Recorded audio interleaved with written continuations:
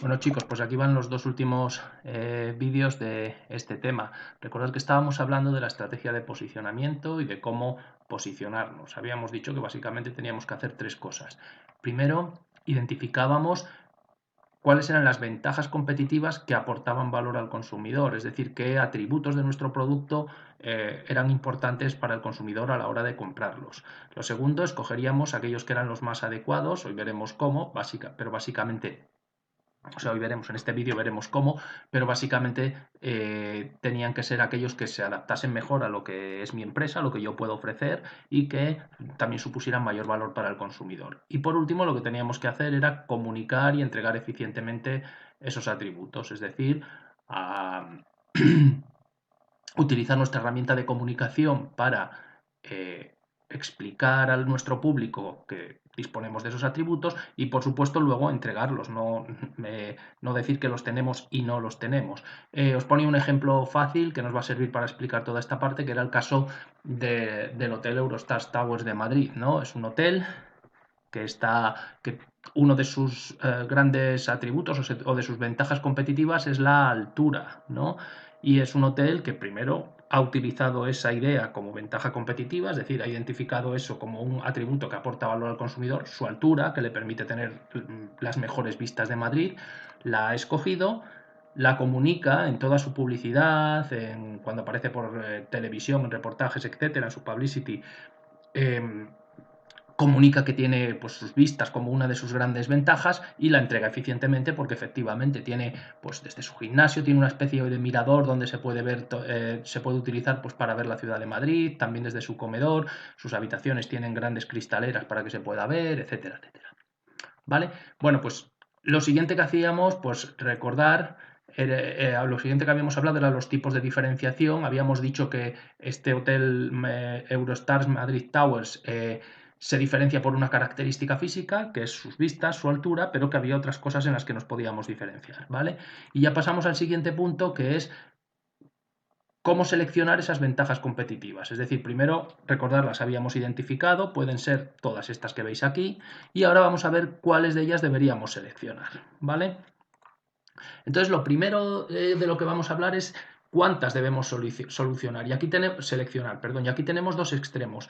Uno es una cosa que se generó en los 80, que se llamaba la Unique Selling Proposition, el USP, que quiere decir proposición única de venta. Fue una especie de propuesta un poco radical que básicamente lo que decía es que como los consumidores somos bastante vagos y no vamos a evaluar un gran número de atributos, pues lo que hay que hacer es ofrecerles solo uno y concentrar todos nuestros esfuerzos en comunicar ese atributo. Esta es una posición extrema y que tiene bastantes complicaciones, pero parte de un hecho que es cierto, como os digo, que es pues eso, que los consumidores no evaluamos solo, al decir consumidores, recordad, me refiero siempre a consumidor final, no el consumidor industrial o empresa, que ellos sí que evalúan muchos atributos porque es su trabajo hacerlo, pero nosotros como consumidores finales tendemos a evaluar el menor número de atributos posibles. Entonces esa parte sí que es cierta, pero como digo, centrarse en una única propuesta de venta es algo problemático, porque puede darnos muchos problemas. Puede darnos el problema de que esa cosa que hemos escogido y en la que destacamos de repente deje de ser importante, en cuyo caso pues estaríamos en un problema.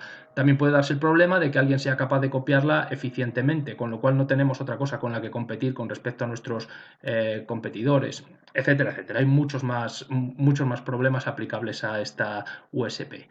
Entonces en el otro extremo estaría ofrecer muchos factores, muchos elementos de diferenciación, muchas ventajas competitivas, pero ahí tenemos el problema de que posiblemente nuestros clientes no se molesten en evaluarlas y pues nuestra posición no sea muy fuerte, no sepan exactamente en qué consiste nuestra empresa, qué le ofrece, ¿no? Entonces, en cuestión de si escogemos muchos o pocos, nos van a surgir una serie de problemas que son, en primer lugar, el subposicionamiento. El subposicionamiento quiere decir que nuestros clientes conocen nuestra marca, pero no saben exactamente en qué destaca o por qué se diferencia de la competencia. No ocupa un lugar especialmente fuerte en la mente de los consumidores basándose en ningún atributo. Su posicionamiento suele derivarse de escoger muchos factores, de forma que ninguno de ellos destaca, o de escoger un factor que sea poco importante. En el otro extremo, el otro problema es el sobreposicionamiento, que es exactamente lo contrario, que es el sobreposicionamiento, pues estar muy ligado a una determinada ventaja competitiva. Por ejemplo, pues es lo que le pasa a Volvo, lo que siempre le ha pasado a Volvo con respecto a la seguridad.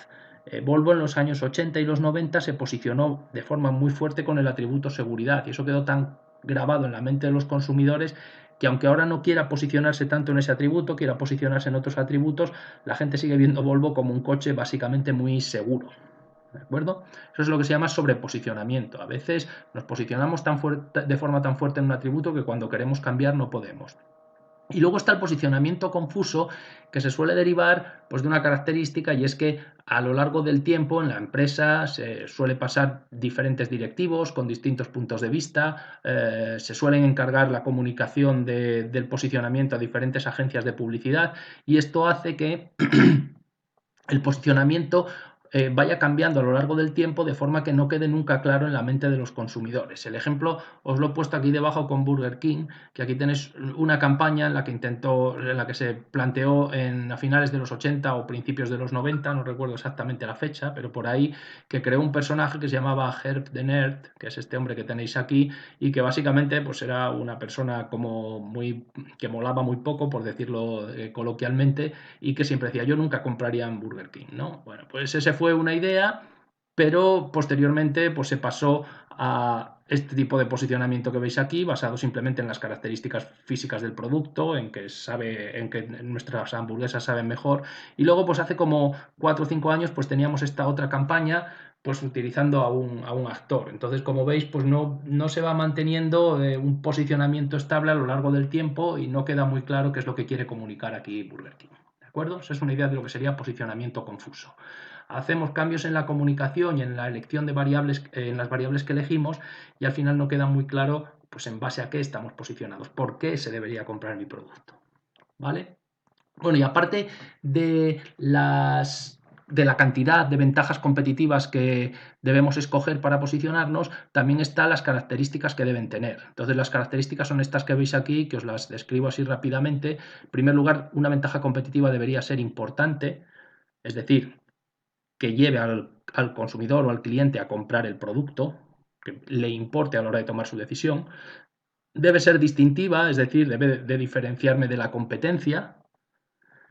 Debe ser superior, yo debo de poder ofrecerla en mejores condiciones de los que le ofrece mi competencia. Debe ser comunicable, es decir, debe ser un elemento que no sea abstracto y que sea fácil de expresar a través de nuestras herramientas de comunicación, de publicidad, relaciones públicas, etcétera. Debería, o lo ideal es que fuese única, es decir, que solamente yo la pueda ofrecer y no la puedan ofrecer los demás.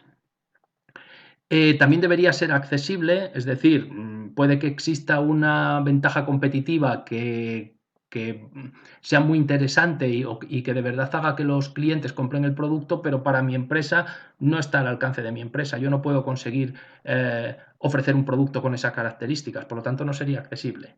Y por último, debe ser beneficiosa, es decir, debe dar beneficios, debe ser rentable. ¿Vale? Bueno, pues estas características, así rápidamente, que son bastante de sentido común, son las que deberían de reunir las ventajas competitivas que escogemos para posicionarnos. Una vez que las hemos escogido, lo que hacemos es comunicarlas y aplicarlas. Eh, para comunicarlo es importante que todo el marketing mix de la empresa esté orientado hacia esa comunicación. Es decir, la gran ventaja del posicionamiento es su efecto multiplicativo.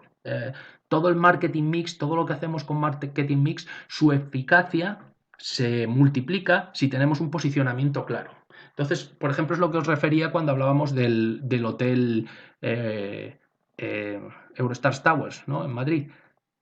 Ha escogido una variable de posicionamiento, que serían las vistas, la altura, y lo siguiente que tiene que hacer es, pues cuando vaya un equipo de televisión a hacer un reportaje, pues hablarles de las grandes vistas que tiene.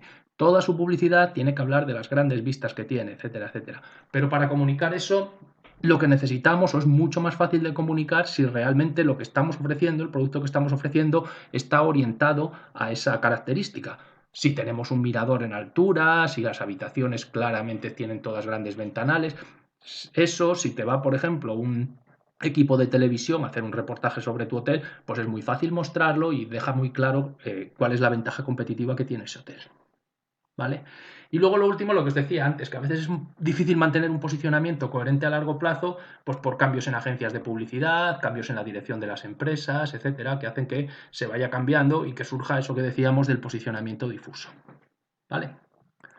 Bueno, por último, esta es la herramienta que vamos a utilizar para posicionarnos, que son los mapas perceptuales. Como me quedan 5 minutos de vídeo, creo que voy a intentar terminar el vídeo aquí y así no grabo otro más para este tema. Bueno, lo primero, ¿qué es un mapa perceptual? Pues un mapa perceptual es un eh, eje, o mejor dicho, es un mapa compuesto de dos ejes, uno vertical y otro horizontal. En cada uno de ellos está una ventaja competitiva. O en este caso está una ventaja competitiva. Aquí tenemos los dos factores que serían más importantes para el posicionamiento en ese mercado, que serían el precio y el servicio. Estamos hablando de hoteles. Los nombres de los hoteles, pues no os fijéis porque son americanos, están sacados del Kotler, ¿vale? Que parece que el Palace aquí, decir, ¿cómo que el Palace es un hotel no muy caro y con un servicio moderado? Pues se supone que se refiere al Palace americano. ¿De acuerdo? Bueno, pues aquí veríamos que los hoteles están planteados así. Hay un par de hoteles de alto servicio y caros, hay unos hoteles de servicio más bajo y baratos y luego están estos que serían el término medio. Lo que nos permite el mapa de posicionamiento es analizar a la competencia en primer lugar. Por ejemplo, aquí vemos que hay como 4 agrupaciones, 4 clústeres bastante claros, perdón, 3, bastante claros, ¿no? Que son el lujo, el low cost, vamos a llamarlo así, y el nivel medio. Esto también nos permite orientarnos hacia dónde nos queremos dirigir nuestro posicionamiento. Por ejemplo, aquí el Palace lo que veríamos es que está un poquito fastidiado. Digo, el Palace, como veis, está marcado de una forma distinta. Este sería nuestro hotel y esto sería la competencia. Y desde el punto de vista del posicionamiento, pues tiene bastante difícil moverse, ¿no? Porque la única dirección donde se podría mover intentando cambiar pues, su nivel de servicio, sus costes, sería hacia aquí, hacia, no sé si veis el cursor, ¿vale? Sería hacia la esquina superior derecha. Un hotel caro y con poco servicio, pero lógicamente el problema que tiene eso es que aquí no hay clientes. Sin embargo, por ejemplo, si lo vemos desde el punto de vista del Sheraton, si quisiéramos dejar de competir con todos estos hoteles y ofrecer una ventaja competitiva clara y distintiva, nos podríamos mover en dirección contraria, hacia aquí. ¿Cómo? Pues intentando hacer que nuestros clientes percibieran nuestro servicio como algo mejor de lo que es en la actualidad o mejorando nuestro servicio y a la vez intentando que el coste percibido, el precio que perciben nuestros clientes que ofrecemos, pues sea un poco más bajo, ofreciendo promociones, etcétera. Esto haría que el Sheraton se moviera un poco hacia aquí, ¿vale? Y aquí pues encontraría posiblemente con un grupo de clientes que son los que quieren un buen nivel de servicio y poco coste y se podría acercar bastante más y ofrecer un servicio más eficiente, ¿vale? Bueno, también hay que ver que la característica que tiene este tipo de mapa es que aparecen en los ejes la variable que los define. Esto lo haríamos, por ejemplo, a través de un estudio de mercado, preguntando a nuestros clientes, pues califica las siguientes marcas en función de los siguientes atributos, servicio y coste. Este sistema tiene el problema de que tenemos que conocer muy bien cuáles son los atributos importantes, porque si realmente nuestros clientes la elección de compra no lo hacen a través de estos atributos del servicio y del coste, pues tendríamos un problema. Habríamos elaborado un bonito mapa de posicionamiento, pero no sería realista. Lo siguiente que podemos hacer es, utilizando otras técnicas estadísticas, no preguntar por servicio o por coste, es decir, no preguntar por atributos, sino intentar localizar o situar a los distintos competidores en un mapa. Es decir, por ejemplo, se utilizan técnicas en las que se les presentan dos tarjetas y que les dice ordena los hoteles en función de lo parecidos que te parezcan, ¿no? En ese caso, te aparecen otra vez lo que veis aquí, que son como agrupaciones, clústeres de distintos hoteles y los vemos que están agrupados. Aquí vemos que no preguntamos por atributos, con lo cual no hay el peligro de que se me olvide ningún atributo, pero el inconveniente es que no sabemos en base a qué están ordenados. Una vez que vemos esto, si conocemos el mercado, tendríamos que intentar deducir qué quiere decir este eje y qué quiere decir este eje. ¿Vale? Bueno, para terminar, deciros que esta herramienta la deberéis de utilizar en vuestro plan de marketing, obviamente no basándoos en estudios, porque no vamos a hacer estudios para calcularlo, sino hacerlos de una forma un poco pues orientativa para que veamos lo que quiere decir basándose en los datos que obtenéis sobre la competencia, ¿vale? Es decir, no tenéis que hacerlo estadísticamente, sino de una forma pues puramente descriptiva. ¿Vale? Bueno, pues con esto se termina este tema, ya el siguiente es el 6.